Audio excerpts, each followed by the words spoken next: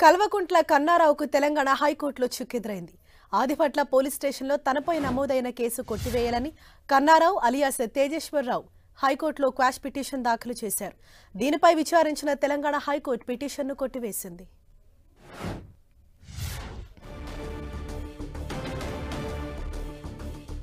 కల్వకుంట్ల కన్నారావుకు తెలంగాణ హైకోర్టులో చుక్కెదురైంది.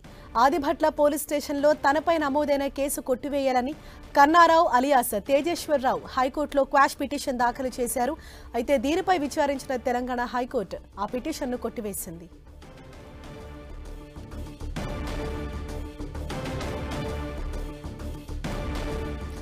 ఇదే విషయంపై మరింత సమాచారాన్ని మా ప్రతినిధి సునీల్ మనకు అందిస్తారు. సునీల్,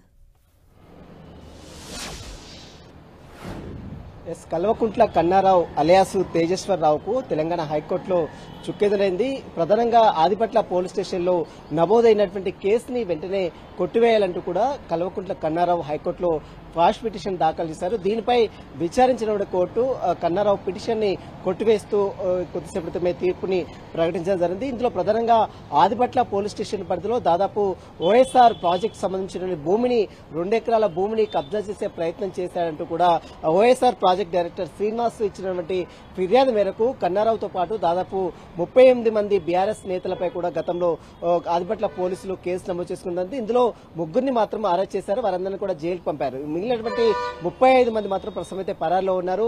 కొంతమంది కోర్టులో పిటిషన్ దాఖలు చేశారు. ఇందులో ప్రధానంగా ఆదిపట్లలో నమోదైనటువంటి కేసులో కన్నారావు క్వాష్ పిటిషన్ దాఖలు చేసిన నేపథ్యంలో కోర్టు కూడా కన్సిడర్ చేయకుండా కన్నారావు వేసినటువంటి పిటిషన్ ని ప్రస్తుతం అయితే కొట్టివేయడం జరిగింది. ఇందులో ప్రధానంగా ఓఎస్ఆర్ ప్రాజెక్టు సంబంధించిన భూమిని 2 ఎకరాల స్థలాన్ని కూడా కబ్జా చేసే ప్రయత్నం చేశారు. అందులో బాధినటువంటి ఏదైతే రేకులు కావచ్చు, కొన్ని మెటీరియల్స్ మొత్తం కూడా పూర్తిగా తన మనుషులతో మొత్తం కూడా కాల్చి వేశాడంటూ కూడా ఇప్పటికే ఆదిపట్ల పోలీసులకు శ్రీనివాస్ ఓఎస్ఆర్ ప్రాజెక్టు సంబంధించిన డైరెక్టర్ శ్రీనివాస్ పిటిషన్ దాఖలు చేసి దానిపై ఆదిపట్ల పోలీసులు